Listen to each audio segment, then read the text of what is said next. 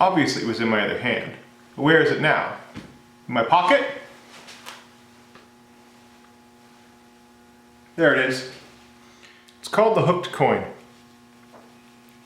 Let me show you how I make it. Okay, so this process is easy enough. This can be done with a quarter, it can be done with a 50-cent piece, or really any denomination coin you like.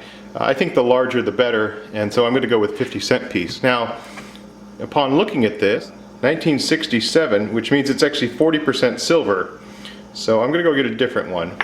You want the hook to be at the top of the coin. So let's just flip this end for end, somewhere around the D in half dollar. Alright, so what I've got here is my rotary tool, and it's got a chuck on it. I just picked this up for about, I think like $10. And I've chucked up a very small bit. The size is 1/32, and it was the smallest one I could find at the Home Depot. So I'm going to just stick this down with some double stick tape, so I don't have to have my big clumsy thumb in there while I drill this out.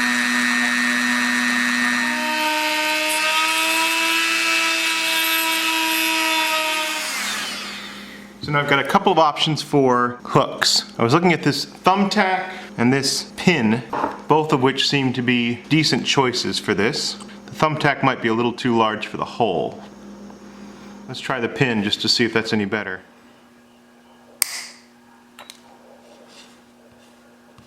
I'm down on my knees trying to get steady while I do this. So what I need to do now is secure it in there. Now there's many methods of securing it in there. You can use solder. You could do a weld if you're very good.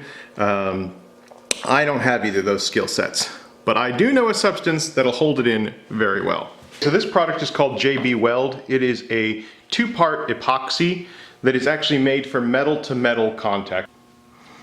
All we're going to do is just take this sucker out, dip it in some JB Weld,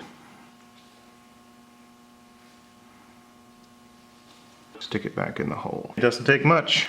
Alright, and now all we're going to do is wait for that to cure. It shouldn't take too long. I think the package says 7 minutes, so I'll probably give it 30 just to be on the safe side. Alright, it's been 30 minutes. Should be more than set by now. It's very sharp. And the only thing left to do is to bend that hook over a little bit. I think there looks pretty good. Ended up adding one more dab of JB Weld on the back. Gives it a little bit more stability. When you hold this coin for examination, you always put your thumb over the hook. Obviously, unless somebody knows about this, they're not going to presume that there's anything weird about that. So what do you think? My hooked coin. It's an old gimmick. There are a number of sleights that you can use to make the coin vanish, and then you have to figure out where to put the coin. Another good one is you do misdirection, and then you grab a person and bring them in closer, and while you're doing that you actually hook it on the back of their clothes and then bring them in closer, show that there's nothing there, and then again reach up to grab their shoulder under the pretense of bringing them in closer and retrieve the coin. So there's a lot of different things you can do with it. It's just a fun little gimmick. If you're interested in coin magic, there's a book, Modern Coin Magic, which is an amusing title considering that it was written in 1952. Other than that, that's all I've got. Just a fun little project. No woodworking, no turning. So thank you very much for watching. I'll catch you guys next time.